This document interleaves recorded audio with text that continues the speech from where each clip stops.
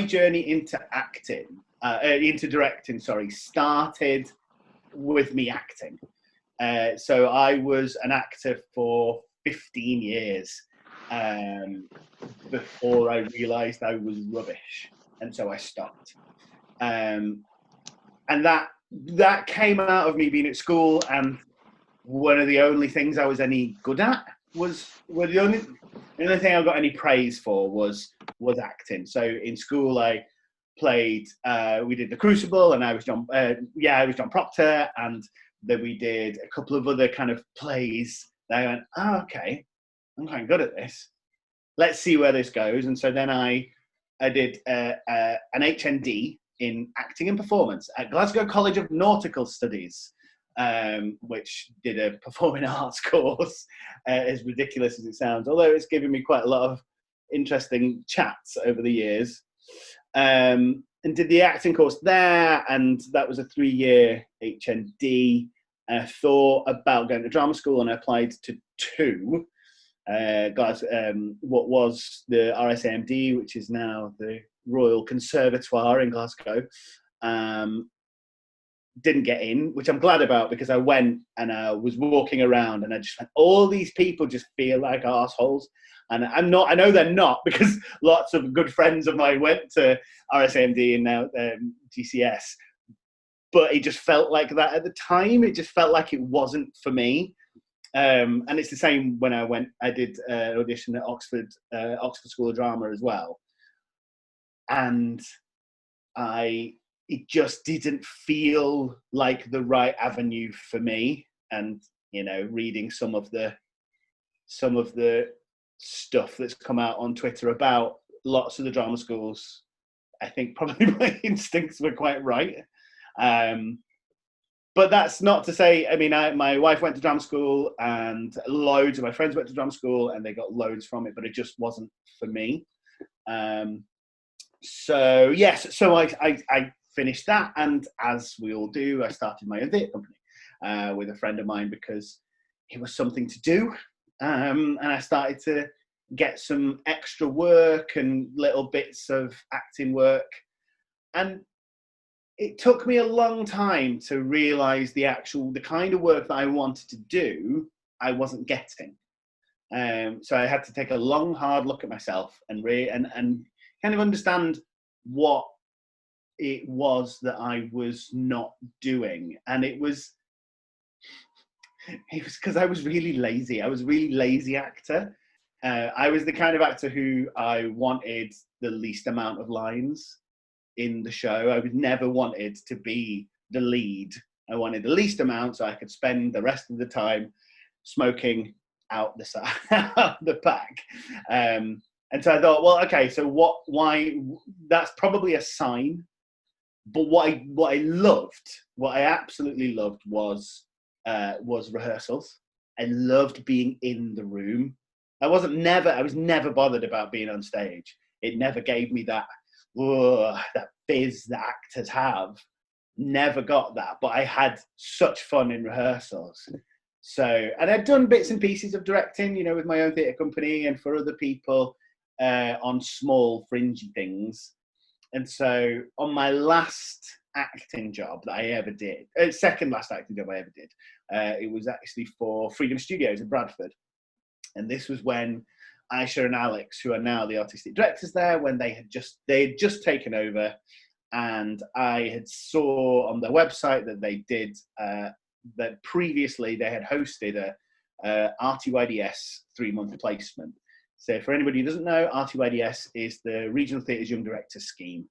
If you are interested in directing in any way, then I would encourage you to look at their website. They have so many good opportunities where they do introduction to directing courses as well as a 3-month placement. So they're a really good organisation that I just want to keep an eye on. And I was lucky enough to be taken on a 3-month placement with Freedom Studios, being an assistant director on a show called Chip Shop the Musical, which is as fun as it sounds.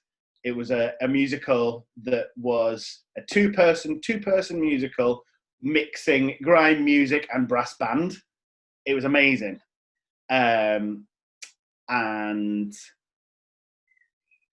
so yeah, it then was with, and that was a co-production with Bolton Octagon, so I assisted on that. And that one kind of assisting role opened up quite a lot of kind of doors for me, I suppose, and it made me. It also kind of solidified going. Actually, yeah, watching Ben, who was the director, watching him made me go, yes, that is what I want to do. I loved it. I absolutely loved the experience of just being in the room, being the assistant director. And so, yeah, that helped open up quite a lot of doors where I ended up assisting Liz Stevenson at By the Lake on Handbagged. I assisted David Thacker at Bolton again, and I assisted Alex on North Country for Freedom Studios. And then I applied to be the trainee artistic director at Freedom Studios, which was a 2-year placement, which is where I was just until the end of 2019. And I was lucky enough to get that, and part of that placement was a show. So I had to commission and produce my own show, and that ended up being a play called Black Teeth and a Brilliant Smile, about a Bradford playwright called Andrea Dunbar, written by the book was written by, it's an adaptation of a book by Adele Stripe, and it was written by Lisa Holsworth, who's a Leeds-based playwright and TV writer. She's amazing. Anybody who has any interest in writing, look up Lisa. She's the nicest person in the world. If you've got any questions, do kind of find her on Twitter and message her, etc., etc. She's super lovely and super helpful, and she's the deputy. I think she's a deputy chair of the Writers Guild as well. So a good person to be aware of. So yeah, I did Black Teeth and a Brilliant Smile. Off the back of that, then people saw my work. I had something to do, and I got invited onto the National Theatre Directors. The National Theatre Studio Directors Scheme, which kind of changed my life, really. It gave me so much confidence. This year was supposed to be quite a big year for me in terms of shows. I had 3 shows lined up. Obviously, they're all cancelled or postponed, apparently, but we'll see. Theatre by the Lake's definitely cancelled. I was supposed to be doing a show at the Bush, which is postponed, and I was doing a show at the Octagon in Bolton, and that the Octagon's not even open yet, so who knows? We're all in that kind of same boat, having lots of work cancelled. So that's kind of a brief, rough overview of how I got to where I am. Does anybody have any questions at this point about how I got here? If you do, stick your hand up. If you don't, that's okay. That's also fine. That's also fine. There wasn't any questions, but Jamila did say that she was at the Dukes and she did the RTYDS for 3 months. The young means nothing, so go for this stuff. Very true, actually, yes. So, yeah, they're called the Regional Theatre Young Director Scheme. It means nothing. I did it when I was 35. So, and 35 to some people is young. You know, I think of 35 as young now. But yeah, it doesn't, if you are interested in directing and you want assisting, then look into it, because if you have a relationship with the theatre, especially, or because they apply on your behalf. So if you have connections at a theatre building or a theatre company, mainly theatre companies, actually. So the year that I did it, it was Freedom Studios, 20 Stories High, and another theatre company that I've totally forgotten the name of. But as Jamila said, she did it at the Dukes in Lancaster. So, you know, if theatres open back up again, then it's definitely a route that I would advocate for, because they've been around for 30 years, and they some of the leading directors in the country have done have done RTYDS placements, whether that's the 18 months or 3 month or introduction to directing. So Matthew Zier, who's running ATC, Elizabeth Newman, who used to run Bolton, is now running Pitlochry. So there's lots of people who went through that scheme, and you'll see, you can see how successful it can be. Anyway, so that's RTYDS. If anybody has any other questions about RTYDS, yes, you can. We've got two. So Nicole asked, do you have advice about assisting? And then Jamila says, that's a good point about the theatres that you align with impacts you how much you get out of the scheme. Yeah, that's a very good point. So do I have any advice for assisting? Nicole, will you just unmute yourself for a sec? Is that okay? Yes. Cool. Hello. So what when you say advice, what do you mean? Do I have any advice, like in general, or when you're in an assisting role? I think when you're in an assisting role, because I think one thing I found hard from having a little bit of experience is just knowing when is the right time to kind of give your ideas, because the one that I worked on was Oliver Twist at the Playhouse. It was a very big production. So sometimes it's difficult to, know when to chime in, sort of thing. And I guess just a bit more about that and how to get the most out of assisting, really. Sure. Thank you, Nicole. That's a really good question, actually. It took me a while to figure it out. And the conclusion that I came to is that there is no answer, because every assisting job is different. Every assisting job you will do is completely different from the last one, because the director is completely different. So they want and need different things. So Ben, who I first assisted, I thought I was doing a really shit job with him because he never asked me to do anything. But that's because he'd never worked with an assistant director before. So he didn't really know how to use me, or, it was only a 2-person show. So he had it handled. But what I took from that was that what it allowed me to do was sit back and watch and soak it up and literally just watch someone do the job that you want to do. And another one was when I did a show called Throughout the Opera at the Octagon, and I again it was such a big show that I had no experience of as an actor or a director. That it was really useful to see how the director worked with so many actors and so many musicians and made a coherent whole, I suppose. And brought it all together. And it was really, really useful for me just to see, and that's the case for everything. And what biggest piece of advice is, you also see what you wouldn't do.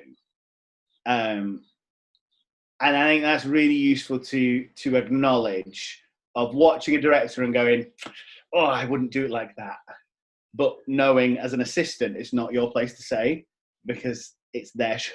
It's their show. I mean, unless they're being ridiculously horrible to people, or, crossing boundaries, or doing something that you feel like you need to speak up about. But if it's in terms of like an artistic choice, it's not necessarily your place to change that. But it's good to note for yourself, going, okay, if I was to do it, I wouldn't do it this way. But think about how you would do it, and take those lessons away from the people that you're working with. So I guess, Nicole, is that there is no right or wrong way to assist. Ask questions at the appropriate moments. Directors have quite a lot of responsibility, I suppose. I think an assistant's job is to try and make that easier for everyone.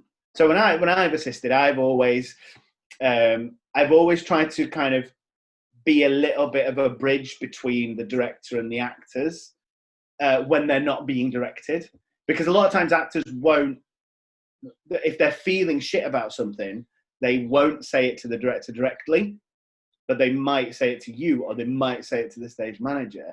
and it's your job to kind of, I guess, be a sounding board, because it really helps, and you have the ear of not necessarily the ear of the director, but you certainly have an insight into their thinking, so you can be that sounding board as well. I hope that makes sense in some way.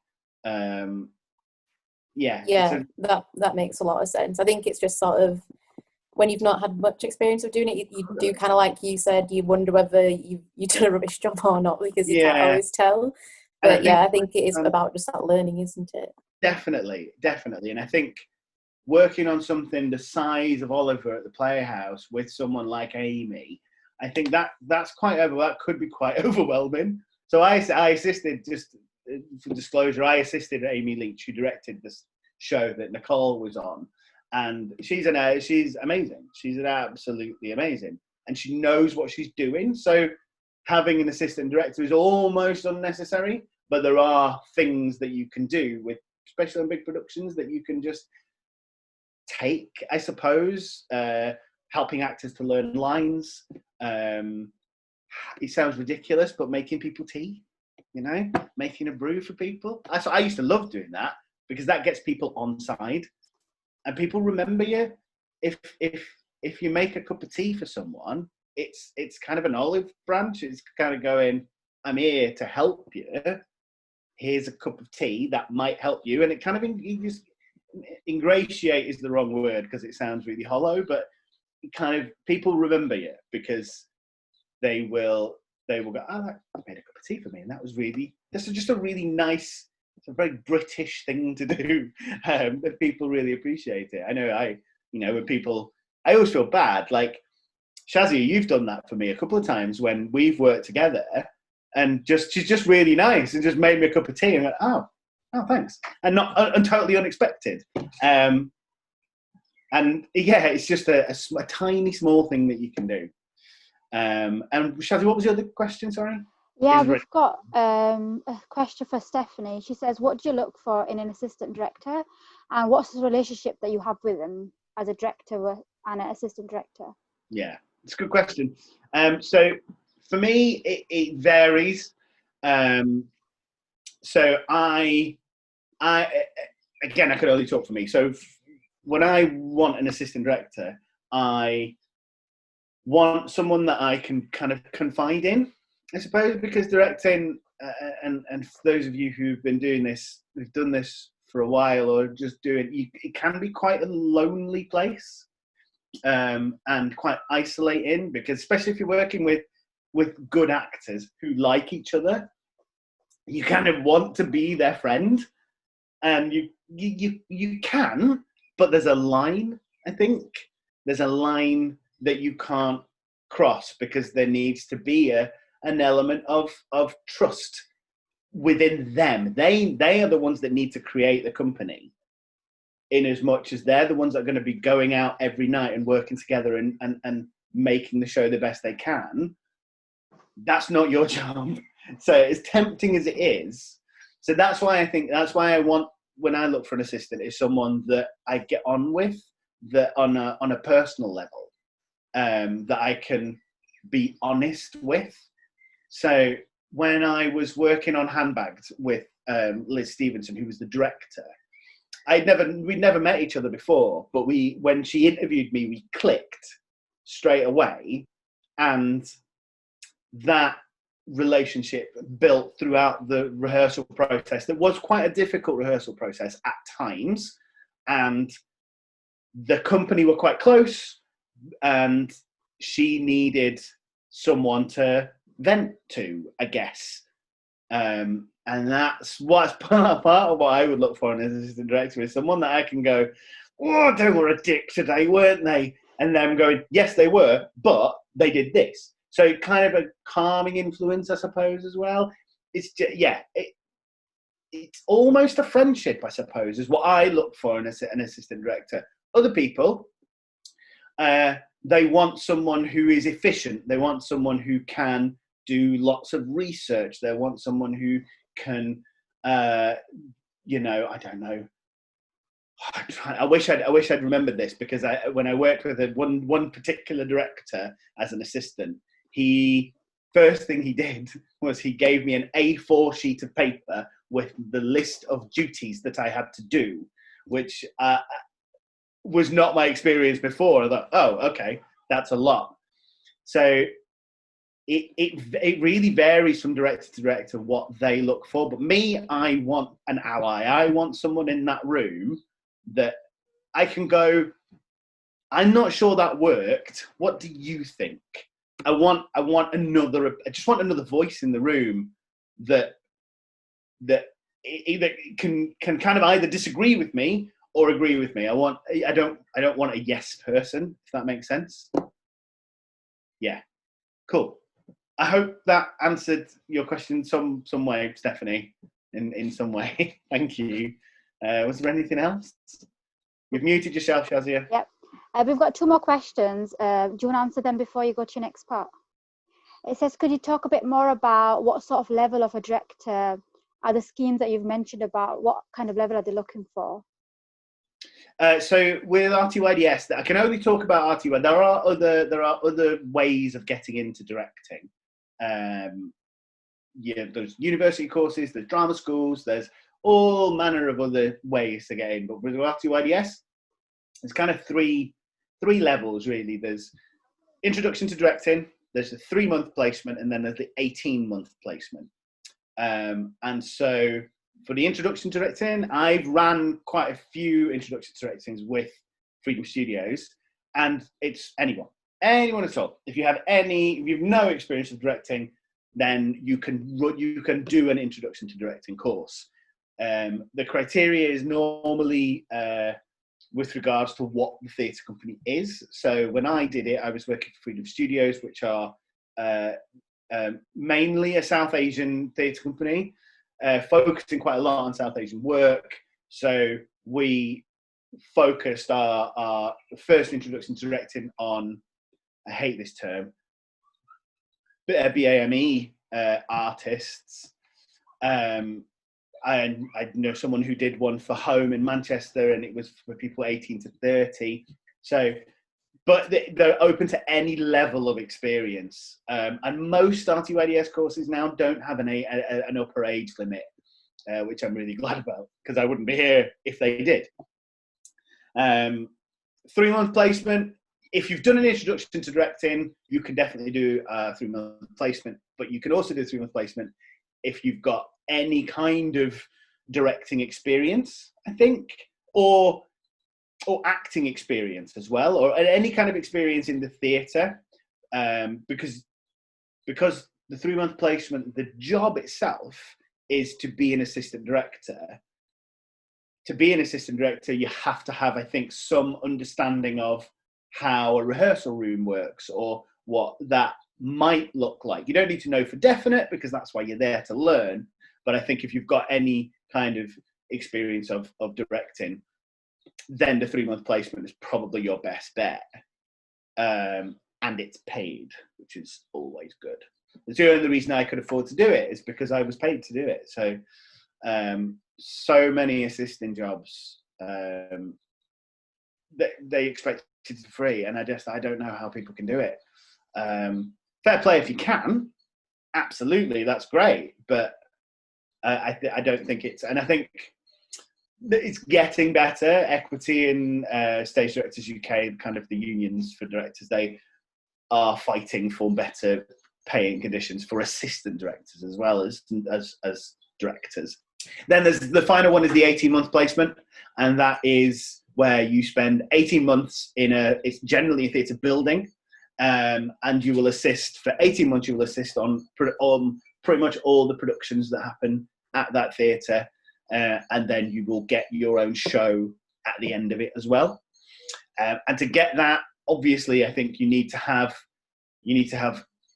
either done a 3-month placement or have some significant-ish experience. So maybe have assisted a couple of times before, just because you're going into a building as part of a kind of a creative team. So you just have to have a little bit more understanding, I think, of how a theatre works and how a rehearsal room runs, I suppose. Hopefully that gave an idea. Again, that's just RTYDS. I can talk about others as well, because I know people who've done them, but I don't want to kind of just babble on at you about the training courses. Was there any other questions, Chazia? Yeah, Mandeep, I wanted to ask something. Cool. Yeah. Kind of what I struggled with when assisting was, it was a great experience, like being hands-on with everything. Yeah. But as an assistant, you always come in quite late in the process, I always think. Mm-hmm. And I think the main chunk that is really valuable is like learning how you create that sort of like that concept, that idea, then how do you put it onto paper, and then how do you and so I suppose my question is, how would you develop that, and is there any place for an assistant to come in to sort of learn that process, because I think that's a really valuable aspect. Yeah, you're right. That's it. Yeah, you're right. You're absolutely right. Yeah, tick. Yeah, it's a really valid point. I remember when I did assisted on Chip Shop, the musical. They were already on draft 10 of the script, and the design was already set, and they had kind of started all of the musical direction on it. And so it's a kind of difficult thing to kind of just be parachuted in and expected to kind of know everything that's going on. I think my biggest piece of advice, I guess, if you're in that situation and assisting, is find time to ask, talk to like, because like, I don't know if you've noticed, but a lot of time sound designers, when they're in the room, sound designers, lighting designers, they're in the room, they are not involved necessarily with the directing of things. And I think a lot of time they're really helpful. They're really open to talking to people about it, and how that relationship works. So when we did Chip Shop, again, I'm going to go back to that. The designer of that was a guy called Ryan Late, who's amazing. And I remember just going, I don't know what design is.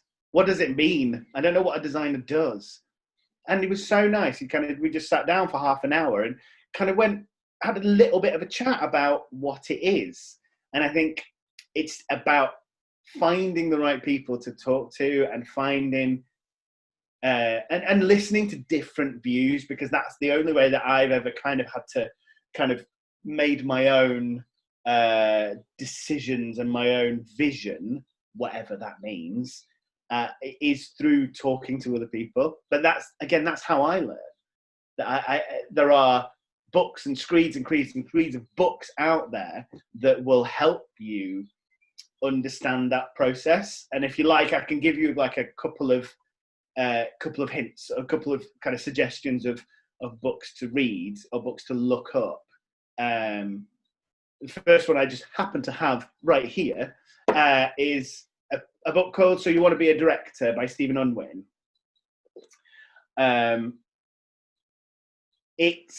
It was written in the 90s, so it's not sexist is the wrong word, but he has a tendency to talk about the director in the masculine, which, if you can get past that, the information in the book is so relevant and so useful. It's so easy to understand. It's a really, really good book, and kind of a nice one to pick up. And you go, I can't remember what that means, so I'll just look it up in that. And the other is a book called what's it called? The Director's Craft by Katie Mitchell. For anybody who doesn't know who Katie Mitchell, there we go, that's the one. So again, take my piece of advice about books is take what you want from them. Don't treat them as gospel, because the way Katie works is very, very different from the way that I work. But there are lots and lots of exercises and nuggets of information in the director's Bible, as it's known, that I found really useful. Just things about research and about how to analyze text and about, you know, that kind of thing. Katie's way of working with actors is completely different from mine. I find her quite. She's not scary, but I find her quite intimidating. Did one workshop with her for a whole day, and it was the most intense, most brilliant day. But just came away going, I would, if I was an actor still, I wouldn't want to work with you. It's too much. It's too hard. It would be too hard. So yeah, and one last recommendation is of one called by a director called Mike Alfreds, and it's called Somebody Help Me. So you're nodding, Deborah. Do you know what book I'm talking about? Is it Different Every Night? Different Every Night. Thank you very much. It's my brain just stopped working then. It's predominantly a book for actors, but the way that he talks about making a show and working with actors and what advice he gives to actors, I think is so useful, is so relevant for directors as well. I think it's and again, it's an easily digestible book, and one that you can kind of keep with you and look up things that you remember. Yeah, I hope that answered some of your question. Cool. All right, I realised that that I haven't talked about anything that I was supposed to be talking about. So I'll do a little bit of that, and then we'll do some more questions if that's okay. Cool. So first thing I want to talk about is working with actors and the relationship between directors and actors. And I guess I've always thought of myself as being quite lucky in that I was an actor. So I spent quite a lot of time around actors and talking to actors, and I felt like I kind of understood what actors needed or what actors wanted. It's not always true. You know, my experience of being an actor is very different from others. And I just wanted to, there was a quote in this book that I really, really like, and it's one that I kind of try and stick to when talking about actors and thinking about actors. Is the important thing about actors is that wherever they come from, they're the lifeblood of theatre, and a good director relishes the challenge of working with them for all their vulnerability, obsessiveness, and complexity. And I think that encapsulates what the relationship between a director and actor should be. So actors are the most creative people in the world.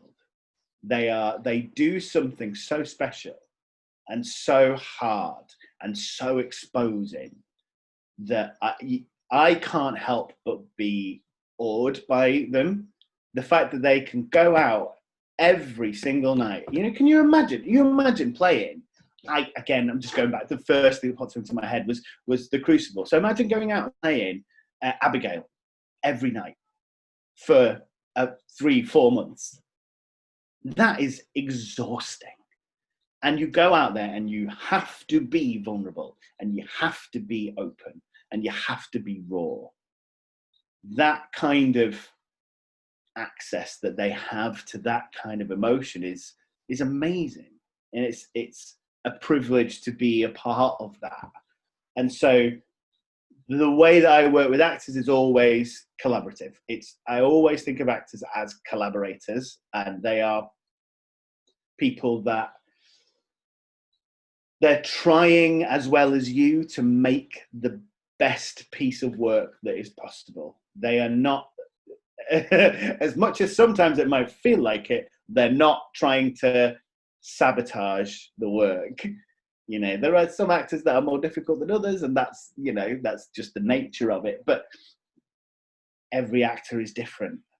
And I think that quote is something that is stuck in my head. and they are just the most amazing people. Hang on, let me have a look at this. So yeah, I think it's really important, and again, this comes from my own experience of working with actors and the responses that I've gotten from actors is, if you understand what they do, what they can do, what they're willing to do, I think that can solidify a relationship between an actor and a director if you understand what they do. So, and that's why I think a book like Different Every Night is so helpful, because it gives you as a director, if you've never performed, it gives you an insight into what that is. It's a controversial piece of advice, but if you've never performed, do some performing. It puts you in quite a vulnerable position, but it gives you a very momentary insight into what it is that they have to do, and then it also makes you reflect on what you're asking them to do as well, and making sure that if you feel like it's unreasonable, or it's unreasonable is the wrong word, but if it's exposing, then you automatically then put into place things that will support them and make them feel safe, I suppose. And another thing to remember when it comes to that, what you're asking actors to do, and is to have that understanding that the emotions that they have to draw on, where they have to go to access those emotions, it can come at a price. You know, it's what have I written down here? Brilliant. Yeah, it can sometimes manifest itself as them being a dick, and it's not. They're not. I mean, actors are, as I've said, they are amazing, but they can be a pain. You know, they can be a pain, and that's just something that we as directors, we have to navigate, because we have to understand, and we do understand, that they are trying their best. They're not, again, like I said, they're not trying to sabotage. They're trying to find their way around something. And so your job as a director is to facilitate that and harness it, I suppose, but also making sure that they are safe and they are well, and that they have the ability to do what they're doing every night for however many runs you do. So when I did Black Teeth, I don't know if anybody saw it, but the actor who played Andrea had the hardest job in the world, because Andrea Dunbar had the toughest life. She died when she was 29. She had 3 kids. She was beaten up. She was just had the most horrendous life. And Emily had to go there every night for 5 weeks, and she didn't have the luxury of being in a theatre. We did that in a pub. We did that show in a pub, and then we toured it to community venues and pubs. So what I was asking her to do, where I was asking her to put herself, is a lot. And the actors love to do it. They want to do it, but your job is to understand that that's difficult. It's not an easy thing that you're asking them to do, and that they're putting themselves in a very vulnerable position for your show. You know, it's your show, and you're saying do this, and they are putting themselves out there. So then that relationship that you have is very much dependent on the actor itself, as themselves as well. So I had, on Black Teeth, there was a cast of 5, all completely different. So there was people actors who I worked with, who were loved them. They were all lovely, and we all worked towards making the best show, but they were all completely different personalities.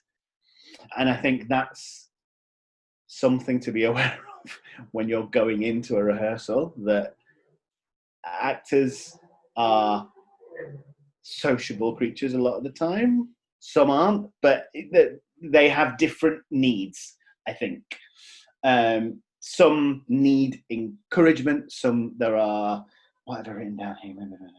Some will need an arm around the shoulder. Some will need praise. Others need a firm hand and told what to do. And some need, one in particular on Black Teeth, needed encouragement to feel safe to talk and to give their ideas. Because sometimes you'll find in a rehearsal there's lots of voices and egos and people with amazing ideas, and some louder than others. And so your job is to oversee that all and take into consideration everyone who's in that room and make sure they all have an equal voice.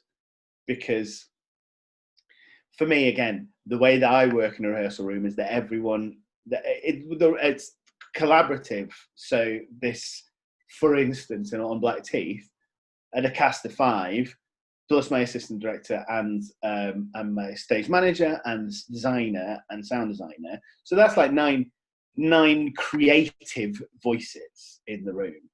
Why would I not listen to all of those people?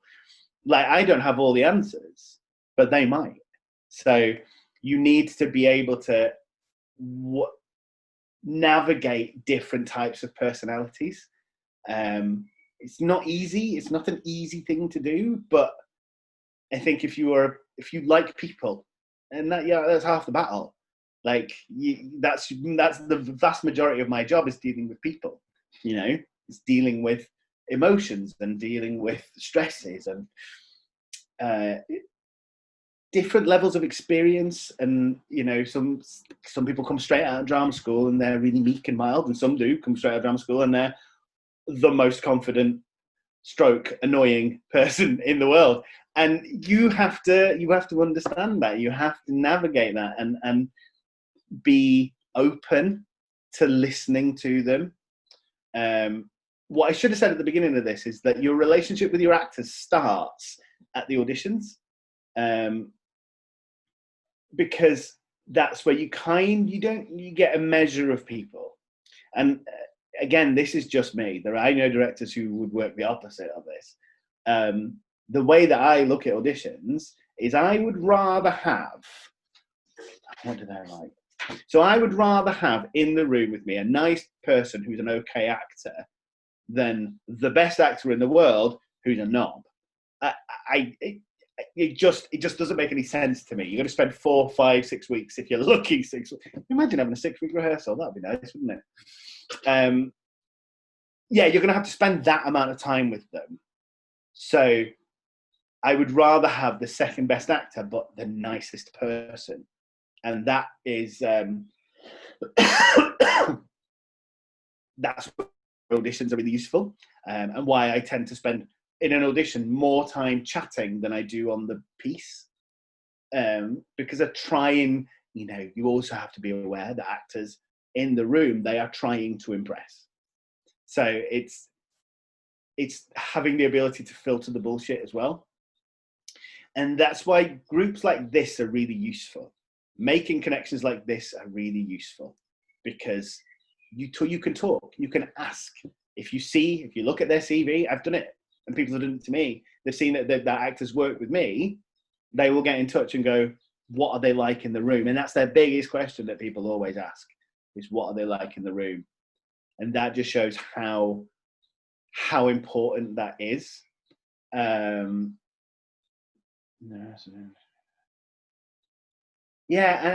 I think the final thing I want to say about an understanding of actors is that they have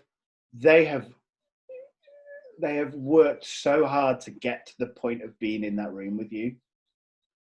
Some have spent 3 years, 50 grand training to get to that position, and coming into an industry where 95% of their colleagues are out of work at any time, and they are the ones, the lucky ones, that have got in your room and in your rehearsal, and they're the ones that are getting paid to do the job that they trained for such a long time to do. And that's a lot of expectation, and it's a lot of pressure for them to get it right. And some don't know how to deal with that. And it's part of my job, I always think, is to make actors feel as part of the process as possible, because they need to have ownership over it. They need to have ownership of the show. So if you start your rehearsals in that open, honest way, and continue like check-ins that we did at the top, I will do that at the beginning of every single rehearsal, because it shows that I am actually listening and I do care. And it's, you know, people have had bad experiences with that with other directors, and, you know, some people have not been able to be open. But if you can show that you are, you will get their trust. And if you've got their trust, then they will go that extra mile and do what it is that you need or want them to do for the show. I kind of went off on a slight tangent then. Because the actors they're grafters. They have to be. I mean, I wouldn't be an actor now. Not a chance. It's so difficult. But they are grafters, and they do it because they love it. They're in their soul, in their core. It's something that they can't not do. And so you need to be aware of that when you talk to them, because sometimes it can come across as them being a dick, and that's really hard to deal with, you know. But it's like they don't necessarily mean it, but they have worked really, really hard to get there. They've worked really, really hard to get there, and I think the biggest thing that I can say is respect. And I think there's been a trend, a tendency for directors in this country, especially previously, to be dictatorial, to be the ones that want the praise, the one that want the accolades, the ones that want to be the boss.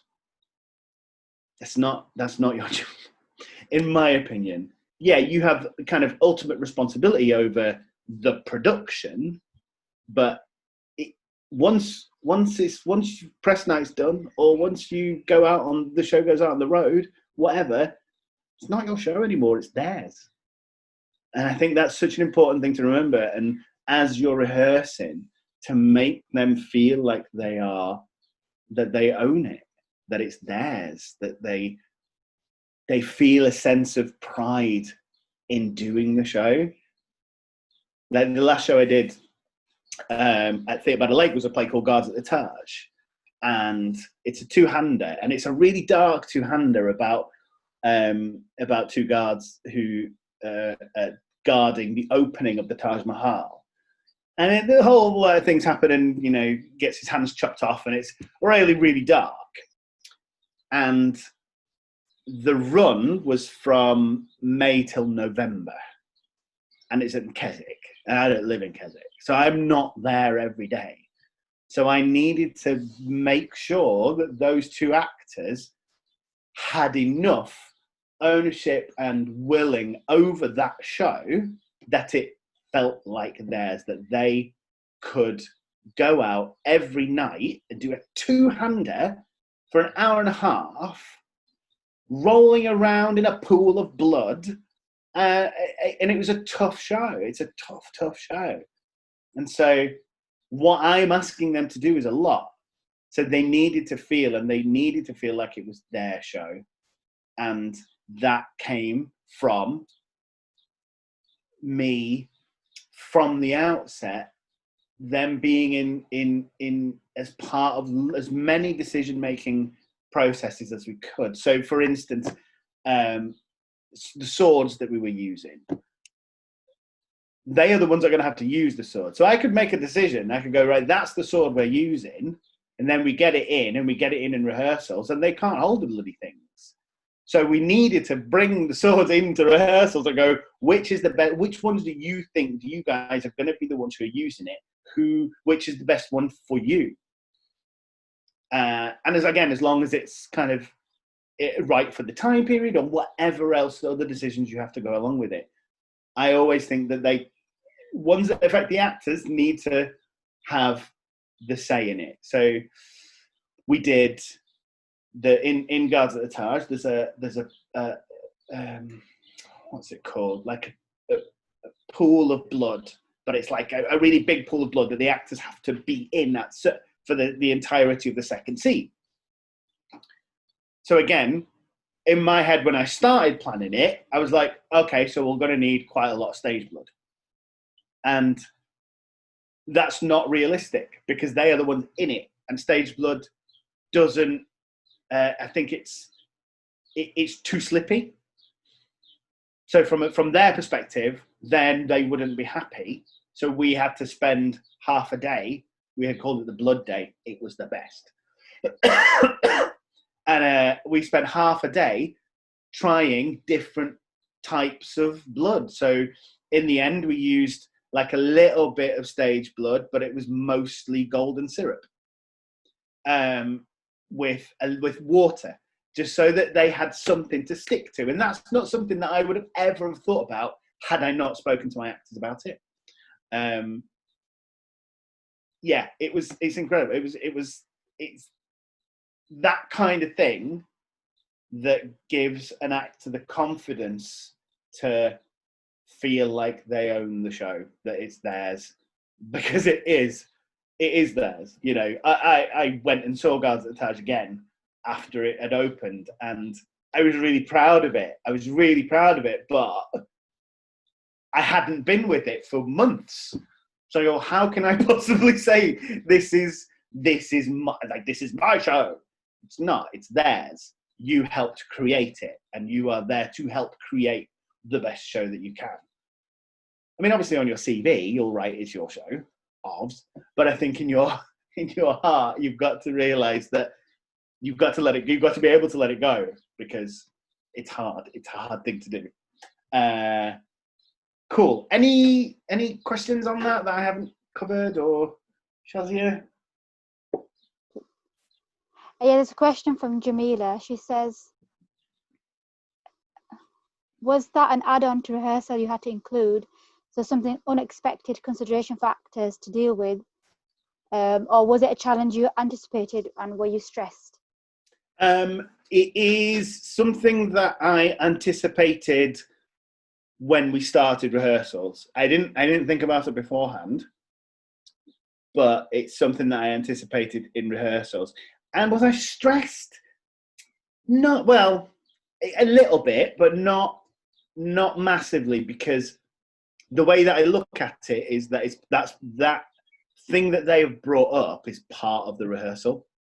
It's a part of you finding the best way to make this show. It took a bit of jigging around in my schedule, but you have to make it work, because that's their safety, I suppose, and also their creativity and what makes them be the best actor they can be. So yeah, it was a little stressful, but workable.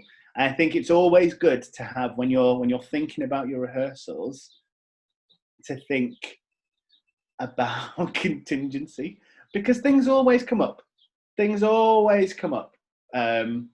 So when we did Black Teeth, we had a bit of an issue with the bar that we were supposed to use for the actual show in the pub, that it wasn't, they refused to let us change the look of the bar. And the bar, the play is set in the 80s. This pub is not in the 80s. So we already had a separate bar for going on tour with, but then what we had to do was find a way to bring that into the pub. And that changed the dynamic of it because we had to put it on the other side of the room. So the way that we had been rehearsing, we needed to flip everything around. And that's not something that I anticipated in my rehearsal schedule. But it's certainly something that, you kind of have to go, that's something I need to fix. And what I've since done is kind of gone, okay, thinking not about the worst case scenario, but going, something difficult might come up. So give a little bit of leeway within your rehearsal schedule. Don't be so prescriptive with your time, because something like that might come up. Yeah. Hopefully that answered your question, Jamila, in some way. We've got a question from Nicole who says, how different is it to direct radio plays versus theatre? Very is the short answer. So my experience of radio plays, I've never directed a radio play in the sense that I've never been in a booth doing anything for Radio 4, but I have done. I did a show called Airplays 2 years ago now at Leeds Playhouse, which was radio plays, but we did them live on stage. They were then broadcast on BBC Radio Leeds as well. So there was a little, you had to consider that. So the main difference for me was the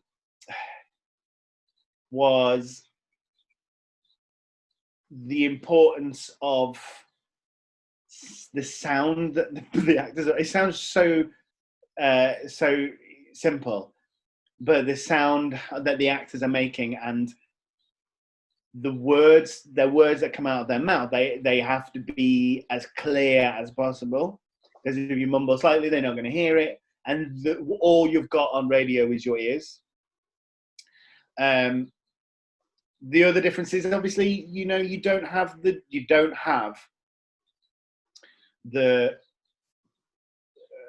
answers in visual terms.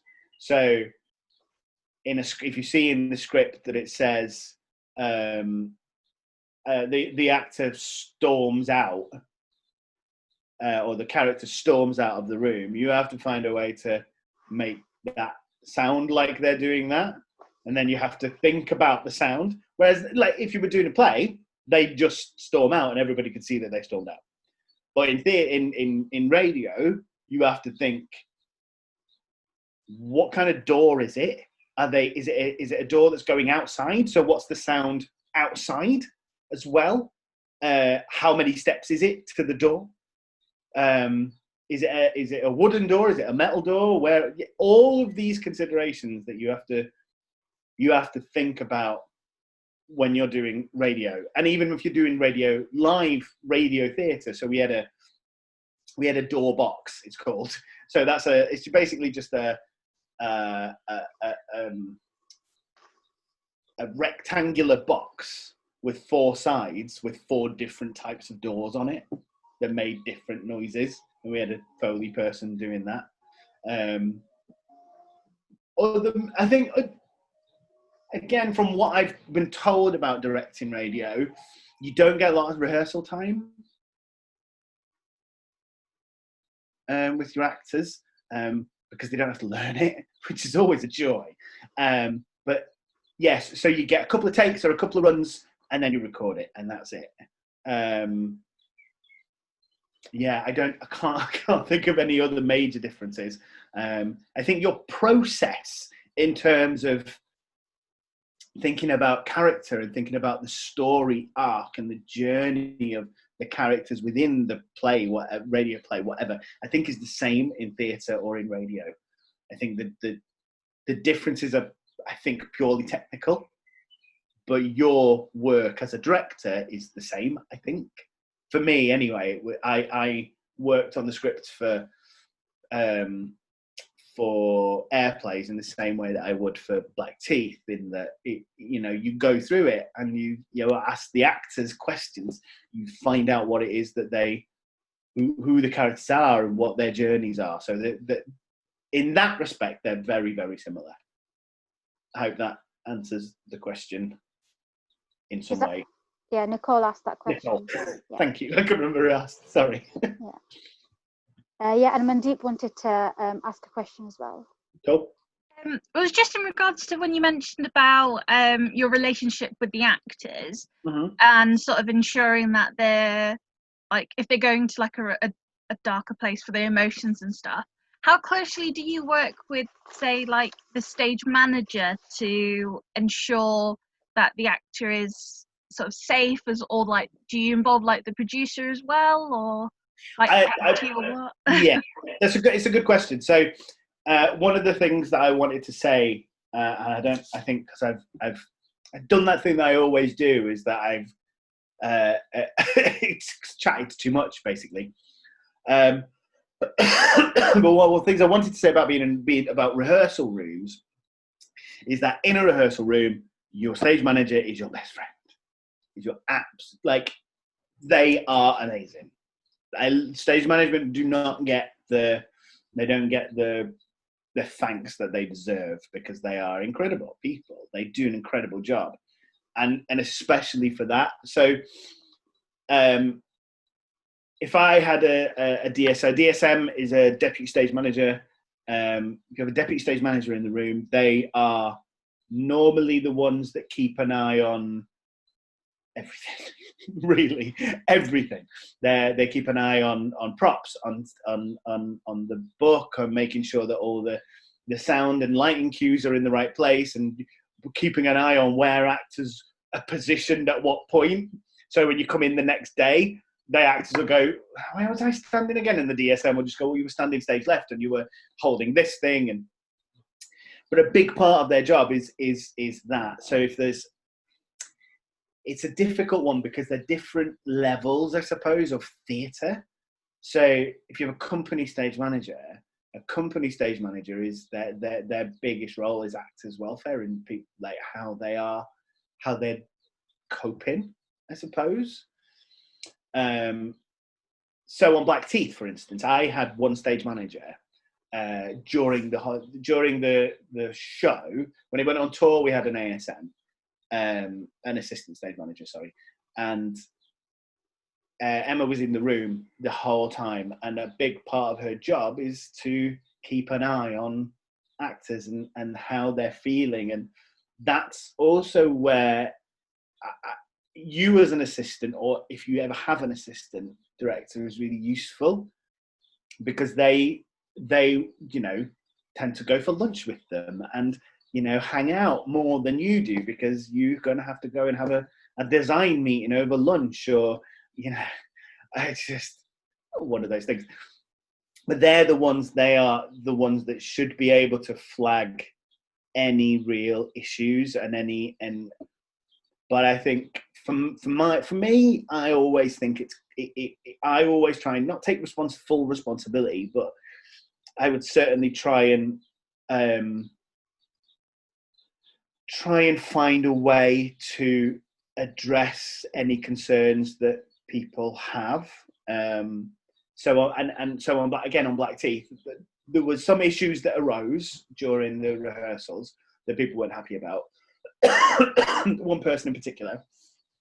And so what I did with that was I set up kind of one-to-ones with all the actors, with all of them, to talk to them individually about how they're feeling and what they're feeling. And so it gave that one actor who I felt had a real problem with this thing, it gave them the option of airing that to me in person privately, but also because I opened it up to everyone, it didn't isolate them. It didn't make them feel like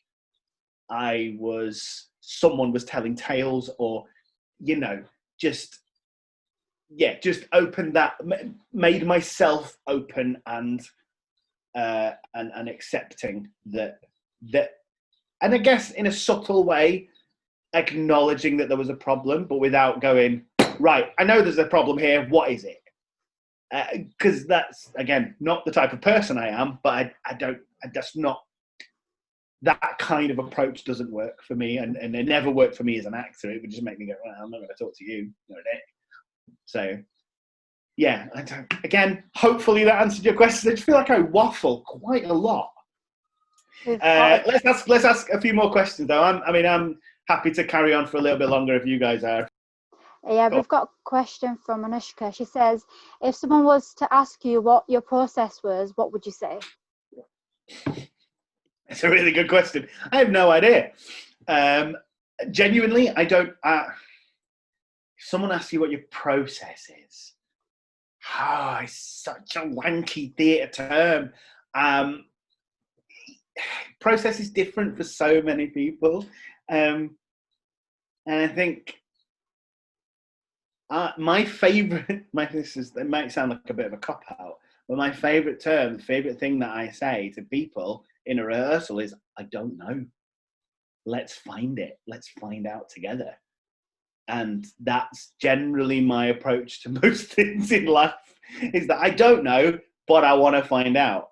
And so my process in terms of, do you want to unmute yourself, Anushka?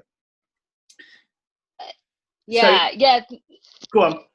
The reason I ask is is something that interviews a lot, I find, for directing, and it's my only answer that I currently have for myself is I get an actors and the script and we work on them, and that's just obviously not an answer.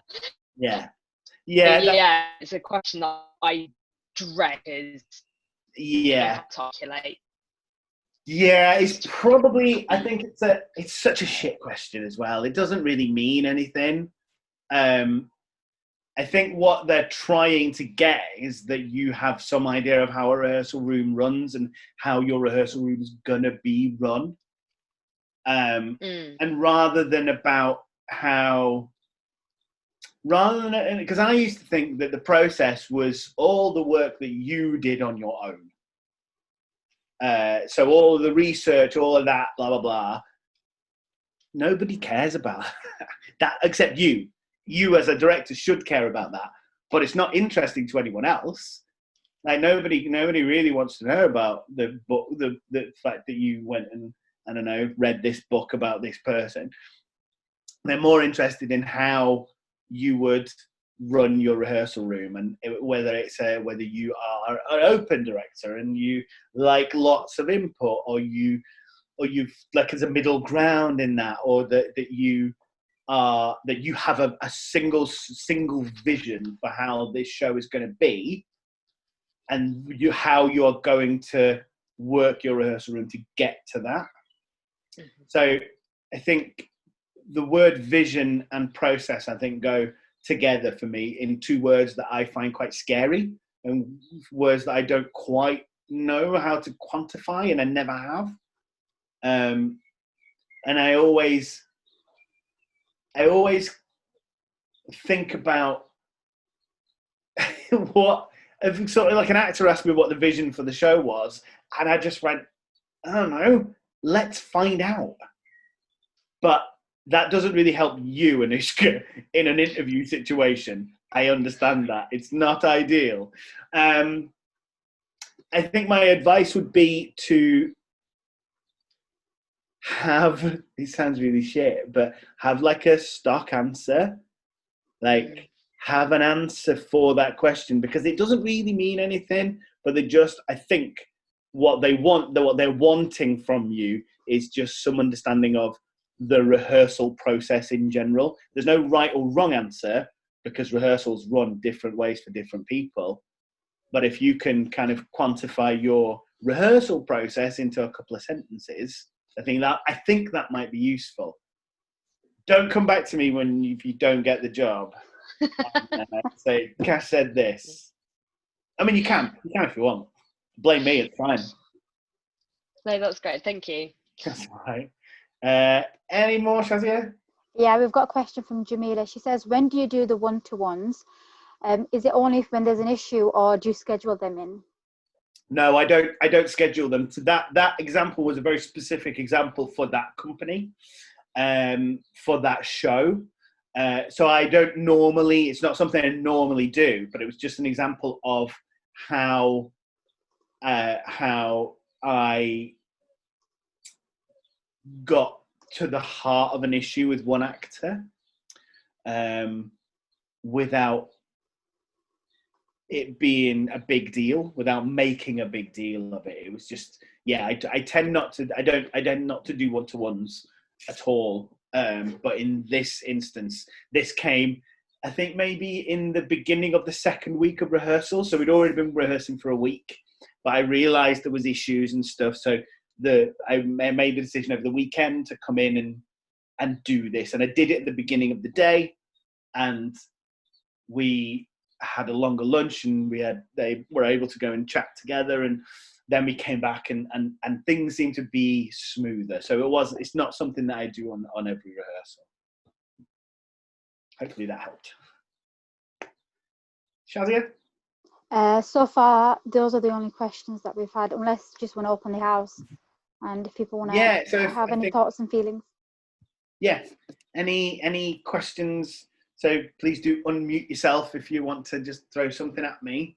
If I haven't, because I know that when you applied, there was things that you wanted to touch upon. Maybe I haven't done that. So please tell me and I'll see if I can help. But if not, that's also okay.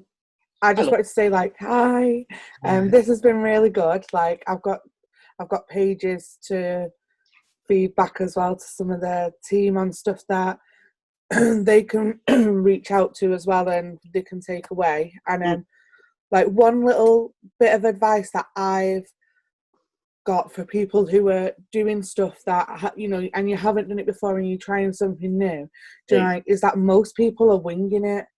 Most people, in it, Shazia. How did we put on Bradford Fringe last year? On a wing and a prayer.